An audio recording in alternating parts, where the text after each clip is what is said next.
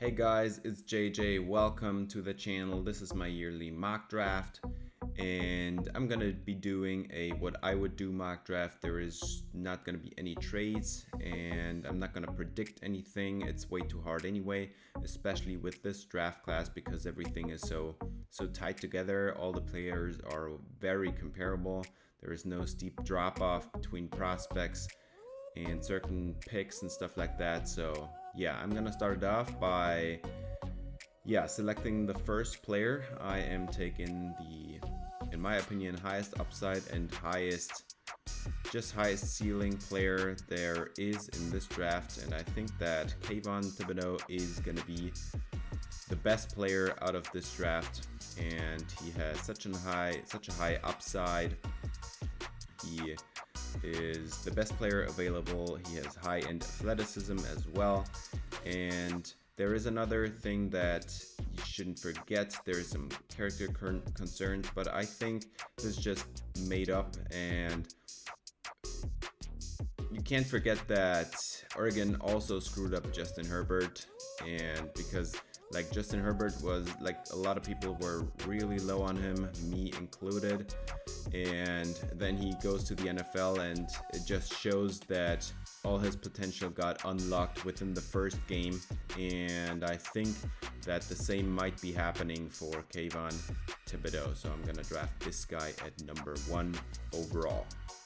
And then once again, we're just gonna do best player available. These are all teams that are in a rebuild stage. They need kind of everything. And of course, the other really high upside edge rusher is Aiden Hutchinson, and he's gonna go number 2 overall here to the Detroit Lions. He's also from Michigan, and just fits perfectly. He's a really good worker, and I think Dan Campbell is gonna appreciate that as the head coach of the Detroit Lions. And then I'm just gonna keep going. The Houston Texans are gonna go best player available as well. As you can see, every position is a need for them.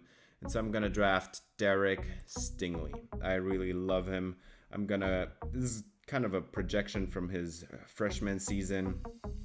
If he would have really participated in the combine, he would probably have been a 100th percentile athlete, but he didn't really take it seriously. You could see it. And yeah, he has elite speed. He has elite coverage ability. He has the upside to be the best since Jalen Ramsey at the position, and that is why I'm gonna take him here. Gotta take the value. And yeah, for the Jets, I thought I also want to go best player available, but also you want to help out the young quarterback getting into his second year, Zach Wilson. And I think that's best done by drafting the possibly only blue chip prospect in this draft, and that is of course Evan Neal.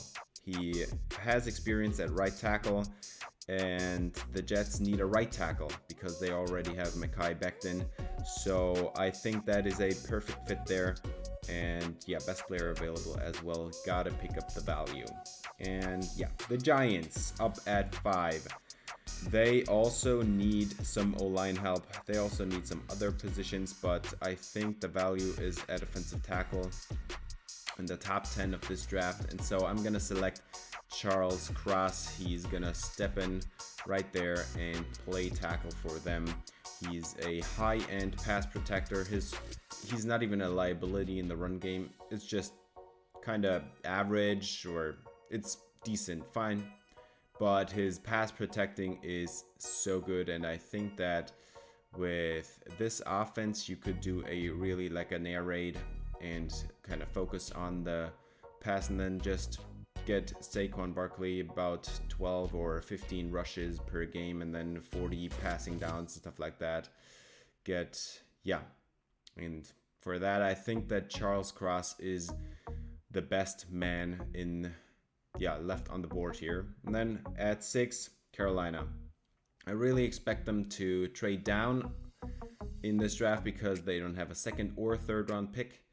And since I'm not going to do trades because it's just too hard to predict, and he would have to get into every team at every pick and think if they want to trade up or would want to trade up for somebody.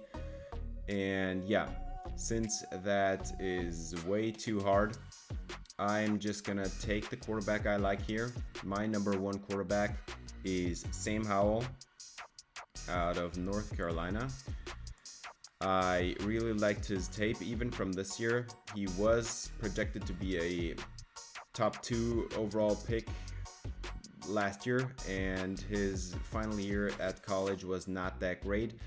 But I also think that Sam Howell was really limited by the offense. He had a terrible offensive line. He was running for his life after he took the snap on basically every down. And his tape was great in his first 2 seasons. He broke a lot of records at UNC. He was highly productive. And then after last season, he lost both his top receivers and his top running backs. And so apart from Josh Downs, there was nothing there anymore. And so I'd say that his role in the offense was increased a lot. And he, like I said, he had to run for his life. And it also showed that he's a great runner. He didn't do that a lot in his first 2 seasons. And then he just had to step up because there was nobody left. And I think that his arm talent is way above average. My QB comparison is Justin Herbert for the same reasons. Justin Herbert didn't have a great offense at Oregon. I think the coaching limited him, and he has a great arm and he's a good runner, but not like Lamar Jackson but just good enough for the NFL right now.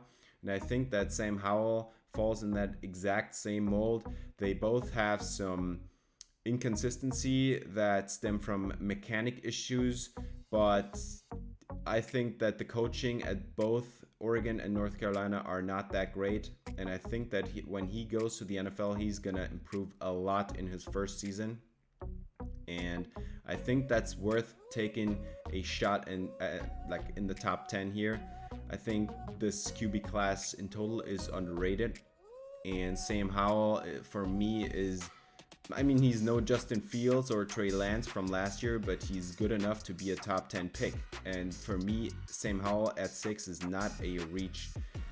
But yeah, he also still is 21 and has massive upside. Just massive upside. He's 21 years old. Not like some other quarterbacks in this class, by the way.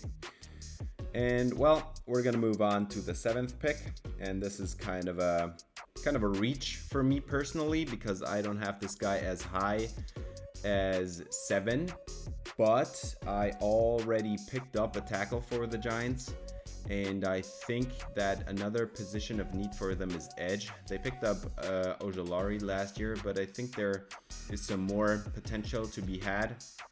And since they already like Ojulari with being kind of raw coming out of college, I think that another good player here in this spot for them would be Travon Walker. He is discussed as a number 1 overall pick. I think he's a little bit too raw to take him at number 1 overall, but I think that he has sky high potential, but he's very raw. The Giants need pass rusher. And yeah, this is kind of a reach. I have Karlaftis over him, but the Giants are running a 3-4, and Karlaftis is kind of a 4-3 end. That's not really a scheme fit. And yeah, the other 2 options I had here by going best player available would have been corner or wide receiver, and I think both of these 2 positions look good enough for now to maybe take a day 2 pick and invest it in a receiver or a corner. And for now, I'm just going to take the sky high potential of Travon Walker. And he already has good run defense. That is what he was supposed to do at Georgia. And so I think if you can develop his pass rushing skills, he might be one of the best edge rushers in the league. But it's probably going to take a couple seasons if he's getting there. And just for your information, I expect the Giants to trade down here as well, because as you could see, there was not really a great pick I could make. And if the board falls like this in real life too, I expect the Giants to trade down and maybe give somebody else a chance to draft a corner or a wide receiver, or maybe the last tackle on the board here, or Kyle Hamilton, or yeah, somebody like that. And yeah, with that, we're gonna move on to the 8th overall pick. This is just gonna be best player available. Falcons are in a total rebuild. There is no way I'm picking a QB behind that offensive line. It makes no sense. It also makes no sense to draft a running back or a receiver or a corner in this spot, I think. And so I'm just gonna take the best player on the board. And rebuilding a franchise, for me, it starts in the trenches. And yeah, you can already see where I'm going with this. It's gonna be Ikem Ekwonu. He's gonna be the pick here, and that is a no-brainer in my opinion.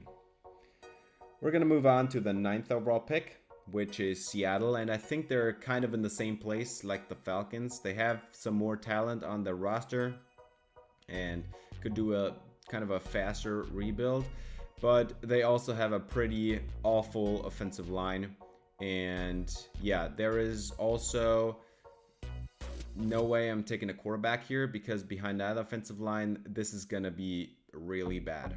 And I also think that their defense is too weak for the Seahawks to be a contender next season. And I think they're going to be bad enough next year to maybe get one of those other quarterbacks. And so that is why I'm going to take the best offensive lineman available, and that is going to be Tyler Linderbaum. He really is a can't miss prospect in my opinion. He has such a high floor and a high ceiling as well. He's so polished as a pass protector and a run blocker. And yeah, build up the trenches if you're in a rebuild. That is always a good idea. And then next year, maybe you have kind of a decent defensive line and then get your franchise quarterback.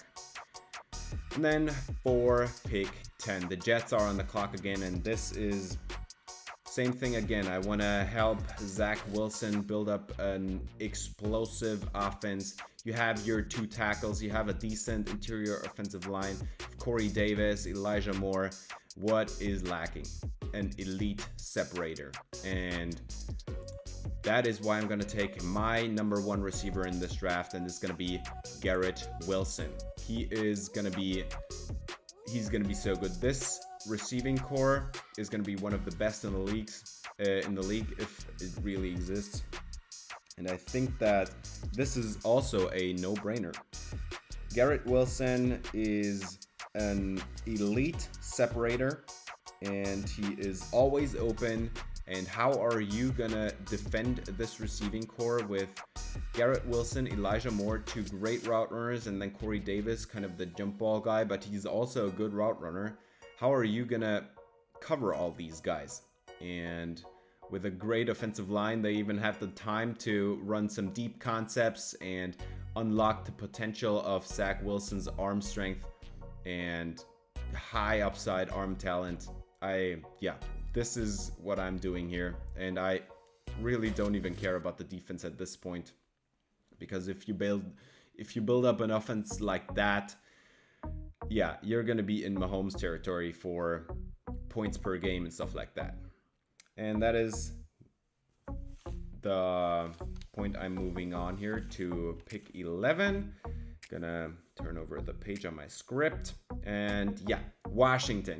I think they are too far away to be a contender next year. There are two teams that are going to be too good in this division. And I am also not convinced at all that Carson Wentz is any kind of franchise quarterback anymore. He had one good 2/3 of a season, and that's it. And if the Colts couldn't do it with him, with Frank Reich, there is no way that Ron Rivera and his staff is going to do anything about it. So this is the point where I'm taking another quarterback, because I don't think there is a way that Washington is bad enough to be in the top 10 next year and like trade up for a Bryce Young or a, I don't know, CJ Stroud. And so I think that they're also not good enough to be like a championship or divisional round playoff team. They're just going to be in the middle like this. And I think that there is another quarterback in this draft that is highly underrated, in my opinion. And that is why I am taking a quarterback that is not highly rated by PFF either. It's going to be Matt Corral. And here's why. I think that Matt Corral, he's a franchise quarterback by definition. He is a high character guy. He's very decisive in the pocket. He has nice touch throws to put it in the bucket for the downfield receivers. He has a good processor for a college quarterback. And when he lost his best targets in DK Metcalf, AJ Brown, and Elijah Moore, he got even better. He got better. He carried his team. And I also really like his quick release. He gets rid of the ball in no time. He's very patient and disciplined in the pocket. And he also, if you have questions about his arm, he made a 60-yard throw versus Alabama on the run, off platform, cross body kind of, and it looked absolutely ridiculous. And I think that his arm is also very underrated in this draft. And that is why he's my number 2 quarterback here.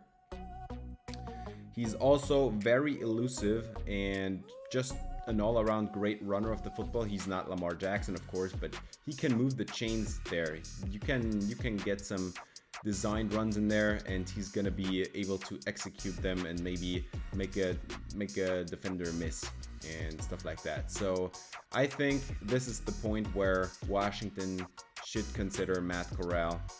And yeah, with that, we're gonna move on. Oh, I actually forgot one thing. I think that Matt Corral behind that offensive line, Washington has a pretty good offensive line.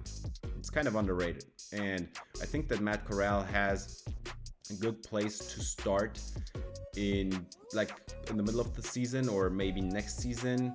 And yeah, I don't know what you do with Carson Wentz. I wouldn't have traded for him. He was not worth any picks at all. You kind of saw what he was last season, and it's not gonna get better from there. So yeah, that I think is a really good starting point for Matt Corral in that offense. And you also have like 2 highly explosive receivers there in Terry McLaurin and Curtis Samuel. And then De'Ami Brown also is there, a good deep threat. So I also like the receiving core and Antonio Gibson in the backfield. This is a good offense to put a rookie quarterback in my opinion.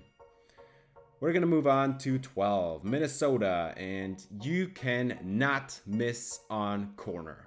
There is no way that Minnesota is not going to pick a corner here. You just have to. It's just your cornerback room is too weak to hold up in this passing league.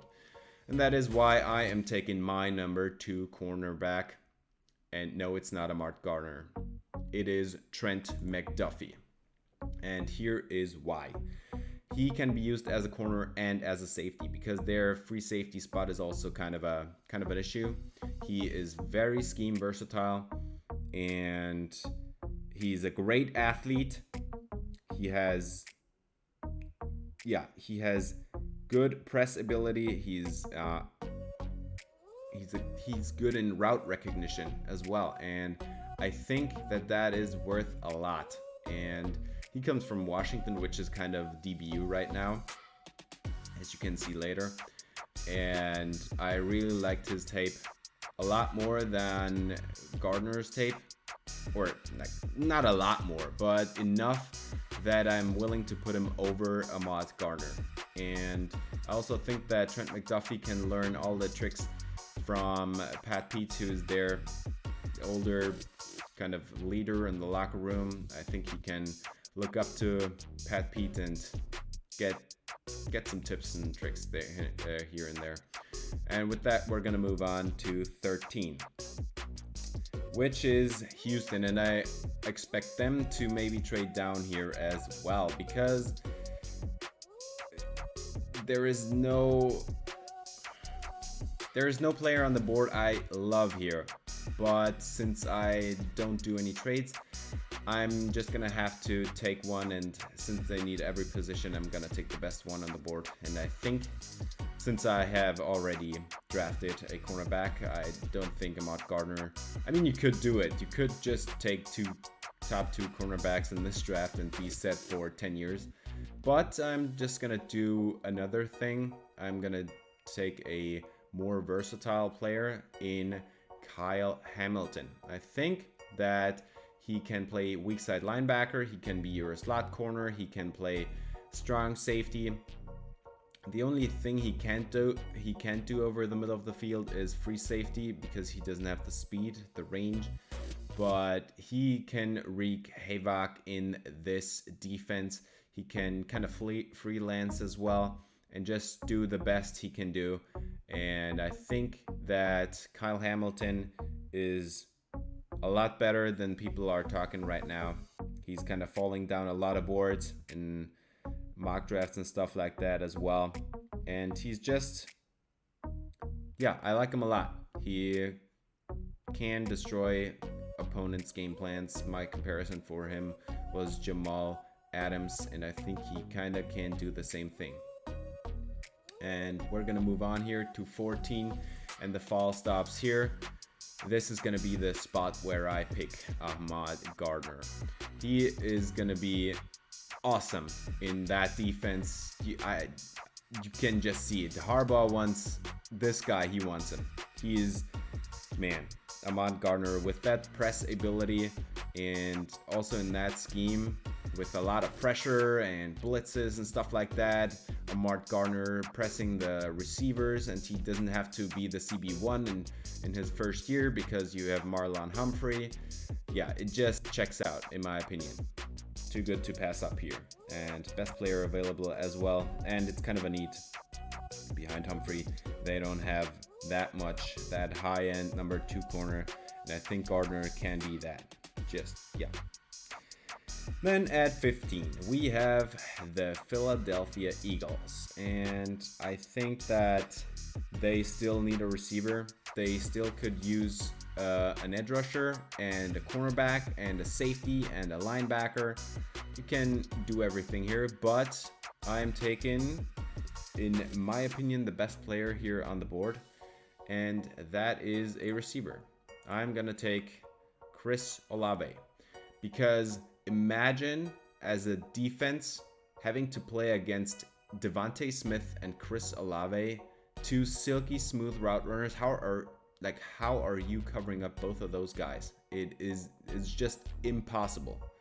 And Olave has also this deep threat upside. He's a 4.39 speed receiver. I think that this is going to work out perfectly also for Jalen Hurts. You have a good offensive line. Hurts has some time, and he has 2 elite separators to kill off the defense, because how are you going to stop that? You're going to have great pass rush and great coverage, and usually NFL teams only have one of those things. And with Olave and Smith, I'm confident that Hurts is going to make the right reads. And with that, also, you can't forget that Jalen Reagor and J.J. Arcega-Whiteside did not really pan out in the NFL. So you gotta take shots until you get the guy. And although I think that is more true for quarterback, it also applies to receiver as well. I think if you don't have good receivers, you can see what happens. Aaron Rodgers in the playoffs, there is nobody there that helps him out. And I mean, they had Devontae Adams, but if that is the only guy, you can double him up and yeah, you're done. And if you have 2 good receivers, there is no way you're gonna double cover both of them. So one of them is gonna be open, and that is really gonna be helpful for that offense. At 16, I really don't think the Saints are gonna make this pick. I think they're gonna trade up, and I think they might be trading up for either Malik Willis or a tackle. And since I'm not that high on Malik Willis, this is gonna happen right here. I'm gonna take Malik Willis at 16. And yeah, he has sky high potential. I'm not that high on him because he is 23 and he's gonna take a couple years, and then he's gonna be 25 when he really starts to be good, if you can develop him. So not sure if that is gonna work out. If you're taking him in the top 5 or stuff like that, I wouldn't do it. And since he has been falling a little bit, that is your chance. And the Saints roster is just too good to hope to pick up a Bryce Young or CJ Stroud here. So there is your chance to get the quarterback. And then at 17, we have the Chargers, who might need a defensive lineman or a right tackle. And I think that Bernhard Raimann is going to be the pick here because he is an elite athlete. And it's kind of a reach. They might trade down, or maybe they might pick up Jordan Davis in real life here. But I think Raimann is kind of, he's a high-end upside tackle, and he already looks way too good compared to his experience as a tackle. So that is why I'm picking him here. And then we got the Eagles back up here at 18. And Philadelphia is gonna do another thing that they really needed. They have needed for quite some time. Since their Super Bowl run, their cornerback room has been looking awful. They also need an edge rusher, but I think that the edge rush class is a lot deeper. And after the first round cornerbacks, there is a steep drop off, in my opinion. So I'm going to take the cornerback here, the best one available. And that, of course, is Andrew Booth Jr. He's highly experienced. He has experience as a zone and man corner, as a press corner, as an off-man corner, off zone. He can do everything, and he has good athleticism as well. And so that is why Andrew Booth is going to be the number 18 pick here for Philadelphia. And now you've finally figured out that cornerback room, hopefully, if Darius Slay doesn't retire. And then we're going to move on to pick number 19, which is going to be the Saints once again. Yeah, you could take a tackle here, but I'm not that high on Trevor Penning. And I think that Drake London has the better upside in the future. He's not fast, but that is his only concern. He's a great route runner for his size. His pro comparison might be Kyle Pitts, 6'5", and 4.6 speed is not that great, but since he's a good route runner, he can outmuscle everybody. He's always open, even if he's not open, because of that ridiculous catch radius. And so he's going to be the pick at 19.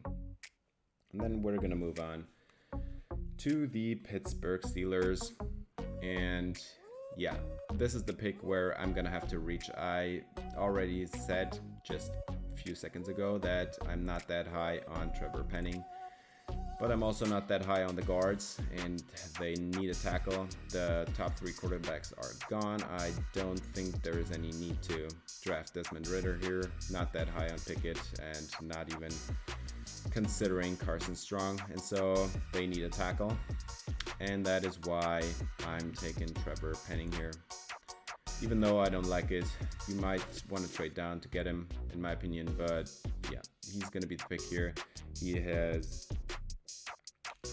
already is a great athlete, and you have a run game. You want to build a run game for Najee Harris, and that is the way to do it. Get some O-line. This is how the Cowboys made it a few years back. They just drafted O-line in the first round over and over again, and then they got it done.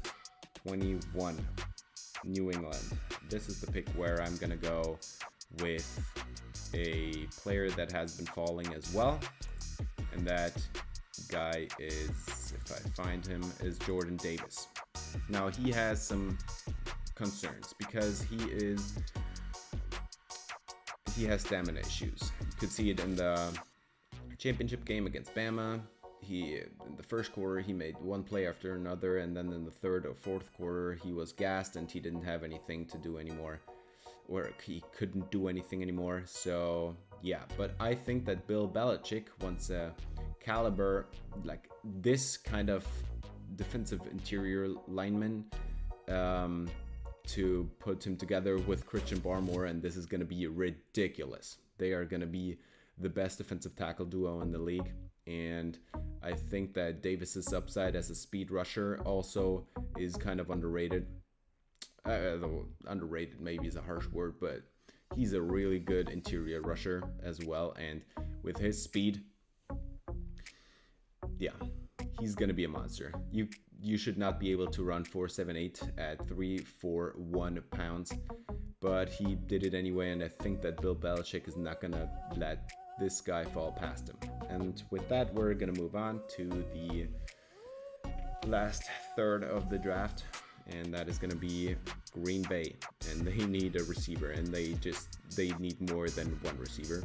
This is why I'm going to pick my next best guy, which is Christian Watson. 6'4", 4.36 speed. That is absolutely ridiculous. My pro comp is DK Metcalf, and his upside is sky high. And also, when he turned up to the Senior Bowl, he had a lot better route running than he showed on his college tape. And I think that's just the same thing with DK Metcalf and Christian Watson. They were not used correctly. And I think that Aaron Rodgers will love this guy because NDSU, they limited his productivity, and I think that 4.36 speed with great route running at 6'4" is going to be unstoppable. And since that receiver room is like the worst in the league, they really needed that kind of boost.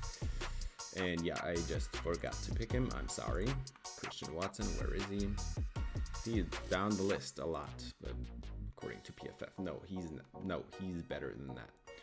At pick 23, we have the Cardinals, and I think they also could use a receiver, but you have more needs than that. The trenches are not looking great for the Cardinals, and that is why I'm gonna just take the best player in the trenches here. I don't like any of the edge rushers. I like Karlaftis, and he's falling down the board. I acknowledge that, but he's a 4-3 defensive end kinda, and the Cardinals are running a 3-4, so that really doesn't fit all that well.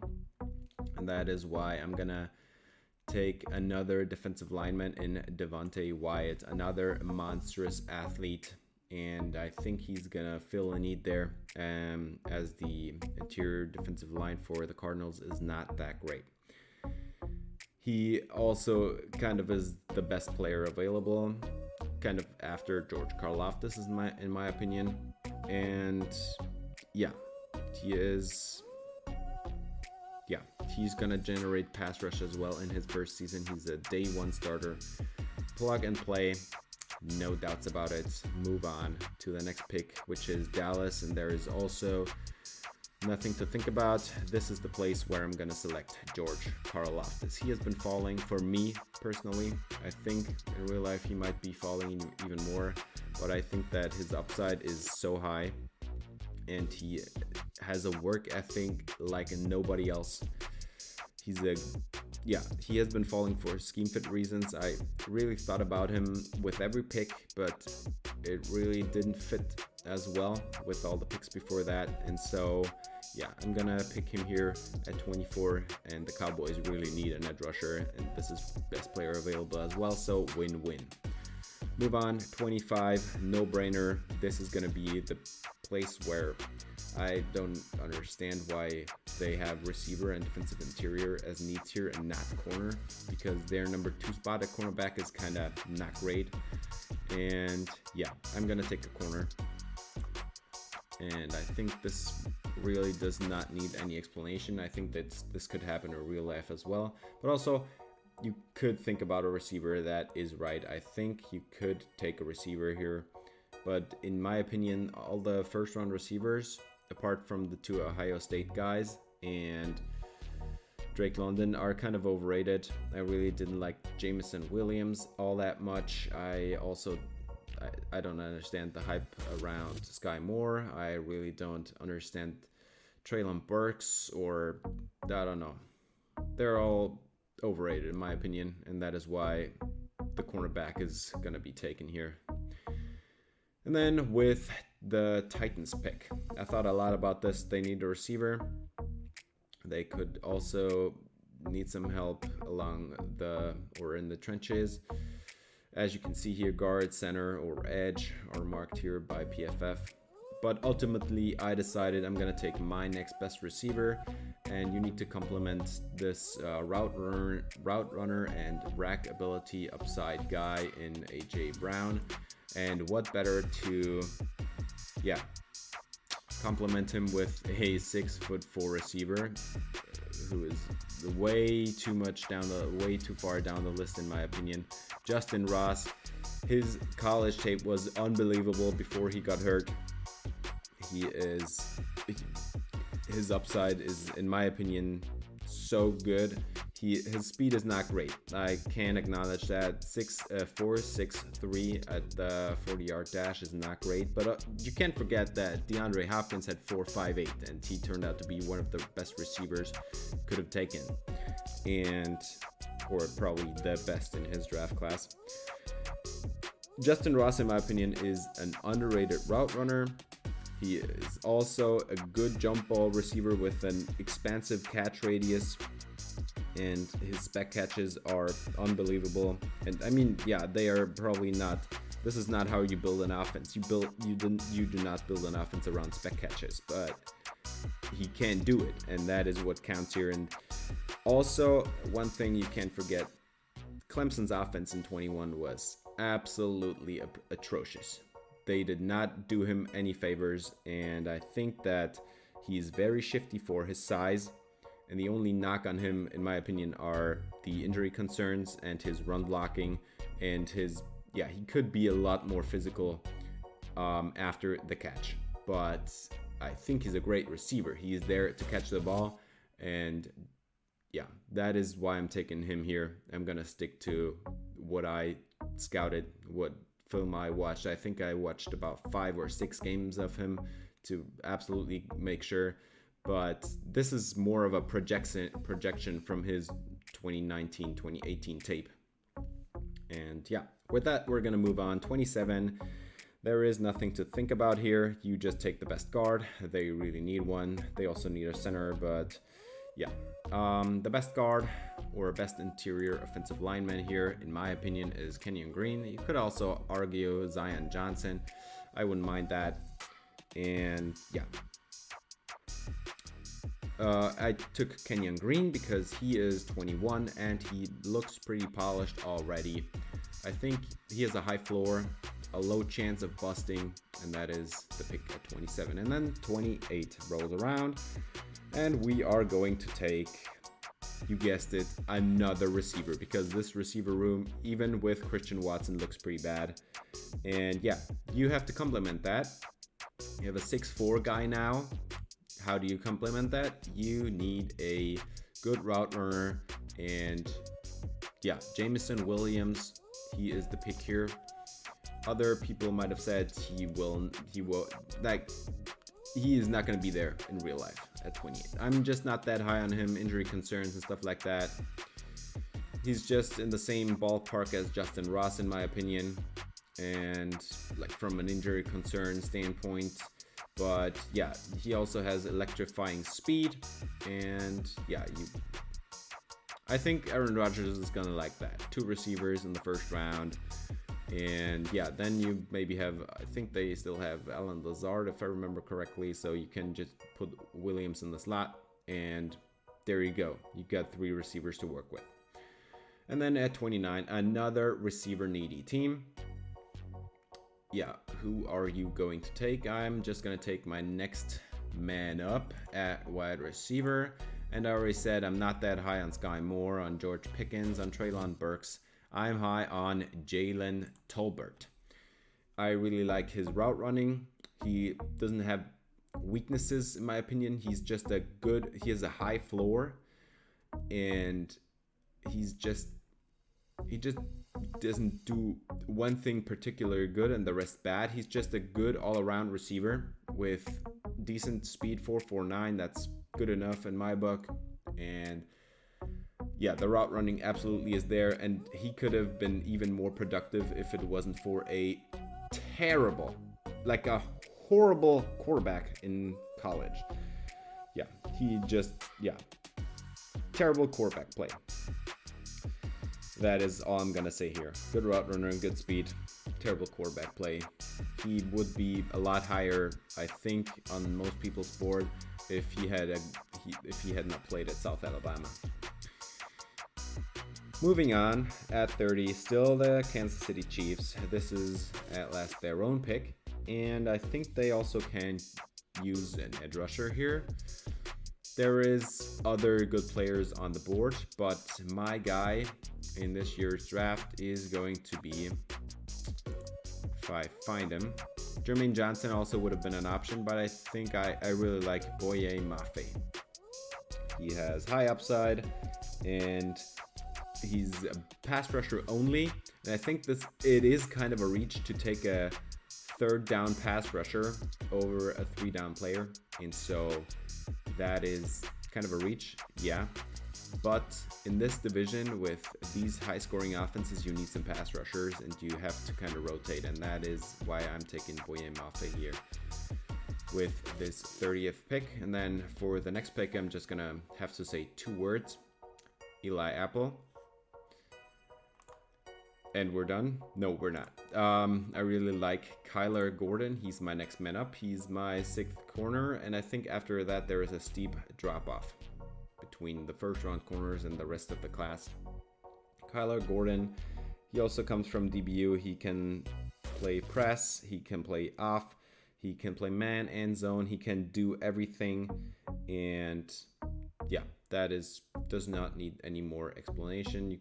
I think in real life they might be having the opportunity to draft Tyler Linderbaum, but in this mock, Linderbaum went a lot earlier. So yeah, I'm gonna take the cornerback here because there is not gonna be a similar or comparable corner in the second round.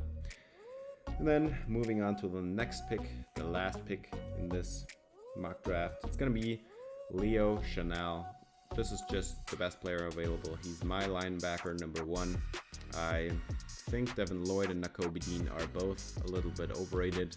And Chanel, my pro comp for Chanel is Micah Parsons.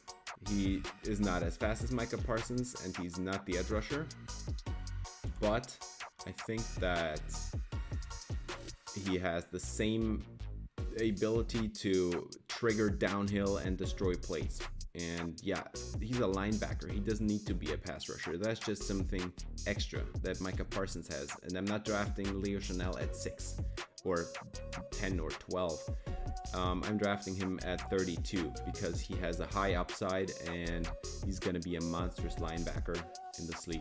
And that is why I'm going to draft him here at 32. And I also think that Dan Campbell will love this guy. Good worker, and yeah, just highly explosive linebacker to destroy everything over the middle of the field. And yeah, that's gonna do it. Thanks for watching. If you enjoyed, please leave a like and subscribe, and see you in the next video. Till then, spread some love.